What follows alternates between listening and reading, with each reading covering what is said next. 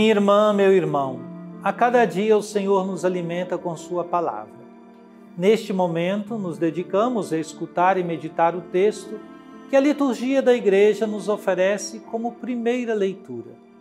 Depois de termos escutado e meditado diversos trechos dos livros do Gênesis e do Êxodo nas semanas anteriores, nesta e na semana seguinte, teremos textos tomados dos livros do Levítico, ou de Números, ou do Deuteronômio, ou do livro de Josué.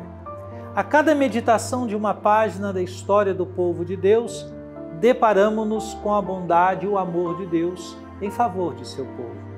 Encontramos nesses fatos ensinos que têm sentido também para nós em nossos dias. E descobrimos que a palavra de Deus é uma fonte inesgotável. Para escutá-la, vamos rezar. Trindade Santa, Pai, Filho e Espírito Santo, vós vos revelastes Deus da palavra, quisestes dialogar com a humanidade de modo especial por Jesus, o Verbo encarnado. Queremos escutar, acolher, meditar vossa palavra. Derramai em nós o espírito de amor, concedei-nos um coração que escuta, pondera, discerne e escolhe em conformidade com vossa santa vontade. Enchei-nos do ardor missionário para dar testemunho da luz, a verdadeira luz, Jesus Cristo, luz do mundo. Fazei de nós servidores do vosso reino e operários da fraternidade. E deixai a Senhora Auxiliadora nos acompanhar nos caminhos desta história, inspirando-nos o cuidado pela vida e a promoção da paz. Assim seja. Amém.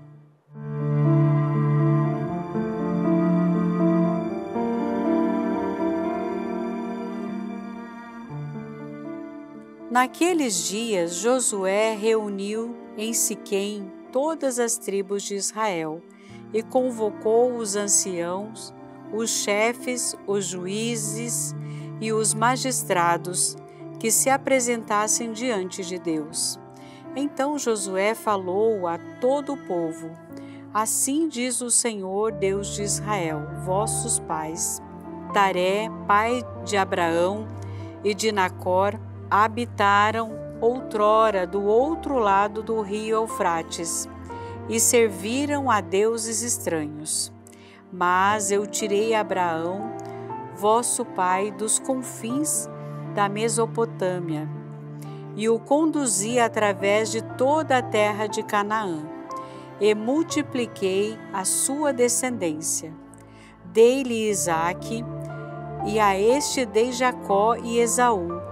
E a Esaú, um deles, dei em propriedade o monte Seir. Jacó, porém, e seus filhos desceram para o Egito. Em seguida enviei Moisés e Arão e castiguei o Egito com prodígios que realizei em seu meio, e depois disso vos tirei de lá. Fiz, portanto, que vossos pais saíssem do Egito, e assim chegastes ao mar. Os egípcios perseguiram vossos pais com carros e cavaleiros, até o Mar Vermelho. Vossos pais clamaram então ao Senhor, e ele colocou trevas entre vós e os egípcios. Depois trouxe sobre este o mar, que os cobriu. Vossos olhos viram todas as coisas que eu fiz no Egito e habitastes no deserto muito tempo. Eu vos introduzi na terra dos amorreus que habitavam no outro lado do rio Jordão. E quando guerreavam contra vós, eu os entreguei em vossas mãos. E assim ocupastes a sua terra e o exterminastes. Levantou-se então Balaque, filho de Sefor, rei de Moabe, e combateu contra Israel e mandou chamar Balaão, filho de Beor, para que vos amaldiçoasse. Eu, porém, não os quis ouvir. Ao contrário, abençoei-vos por sua boca e vos livrei de suas mãos. A seguir, atravessastes o Jordão e chegastes a Jericó. Mas combateram contra vós os habitantes dessa cidade, os amorreus, os ferezeus, os cananeus, os hititas, os gergeseus, os heveus e os jebuseus. Eu, porém, entreguei-os em vossas mãos. Enviei à vossa frente vespões que os expulsaram da vossa presença, os 2 reis dos amorreus, e isso não com a tua espada, nem com o teu arco. Eu vos dei uma terra que não lavrastes, cidade que não edificastes, e nelas habitais. Vinhas e olivais que não plantastes, e comeis de seus frutos.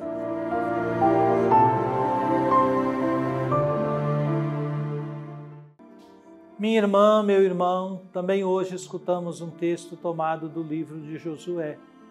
O capítulo 24 do livro de Josué encerra a narrativa da conquista da Terra Prometida, com um momento solene de renovação da aliança em Siquém, lugar sagrado que remonta à história de Abraão e Jacó. Josué, já em idade avançada, reúne as tribos para um discurso final, em que recorda os feitos de Deus em favor do povo. O texto dos versículos 1 a 13 introduz essa assembleia com uma longa recapitulação da história da salvação, desde os patriarcas até a conquista da terra. Nos versículos 1 e 2, Josué convoca todo o povo, incluindo os anciãos, os chefes, os juízes e os oficiais, para se apresentarem diante de Deus. A expressão revela o caráter litúrgico e solene do encontro. Trata-se de renovar o compromisso com o Senhor. Josué então assume a função de porta-voz divino, usando a fórmula "assim diz o Senhor", indicando que não é uma palavra humana, mas uma palavra divina. Nos versículos seguintes, Deus, por meio de Josué, faz uma retrospectiva da história salvífica. Abraão, Isaque, Jacó, o êxodo, o deserto e a conquista da terra. É notável que o foco não está nas ações humanas, mas na ação contínua e gratuita de Deus. Eu tirei, eu enviei, eu fiz sair, eu entreguei. A história de Israel é, portanto, uma história de graça, não de mérito. Particularmente, os versículos 12 e 13 destacam que a posse da terra foi dom e não conquista militar. Não foi com tua espada nem com teu arco, diz o texto. O povo habita em cidades que não edificou e colhe vinhas que não plantou. Essa linguagem teológica mostra que a terra é herança, fruto da fidelidade divina, e que a aliança se baseia na gratuidade do amor de Deus. A proclamação de Josué em Siquém ressoa hoje como um chamado urgente à memória agradecida e à renovação do compromisso com Deus. Em um tempo marcado pelo esquecimento da história sagrada e pela fragmentação das identidades comunitárias, este texto convida a Igreja a olhar para trás com reverência e para frente com responsabilidade. Assim como o povo de Israel foi reunido para escutar a narrativa da ação de Deus, desde os tempos dos patriarcas até a posse da terra prometida, também a comunidade cristã é convocada, especialmente em momentos decisivos, a recordar sua história de salvação, pessoal e coletiva, como fundamento de sua identidade e missão. A ênfase de Deus no texto, eu tirei, eu conduzi, eu entreguei, ensina que a vida cristã não se sustenta pela força humana, mas pela fidelidade e iniciativa divina. Esta consciência nos livra da tentação da autossuficiência e reacende o espírito de gratidão e humildade. No mundo que valoriza o mérito individual e a conquista pessoal, a Igreja é chamada a testemunhar que tudo é graça.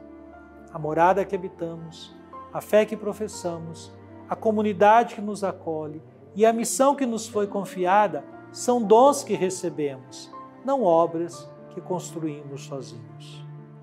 Além disso, a Assembleia em Siquém nos interpela sobre nossa resposta ao amor de Deus. A fidelidade divina exige de nós uma escolha renovada, uma adesão consciente e corajosa ao Senhor em meio a um contexto repleto de ídolos modernos. Consumismo, relativismo, ideologias polarizadas, culto à imagem e à eficiência. A opção por Deus precisa ser feita em comunidade, como fez Israel, e deve moldar a vida pessoal, familiar, eclesial e social. A igreja de hoje é desafiada a ser sinal dessa aliança viva e fecunda, educando na memória dos feitos do Senhor, promovendo uma espiritualidade da gratidão e cultivando uma pastoral que favoreça escolhas livres e responsáveis por Cristo. Em cada celebração e em cada ação pastoral, é necessário reacender nos fiéis a consciência de que pertence a um povo amado e conduzido por Deus, e que sua missão é viver e anunciar essa aliança com generosidade, com fidelidade e com esperança.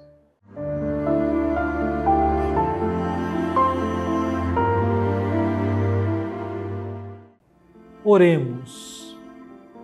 Ó Divino Pai Eterno, tendo ouvido e meditado a palavra sagrada, concedei-nos dar testemunho da luz do vosso amado Filho, Jesus Cristo nosso Senhor.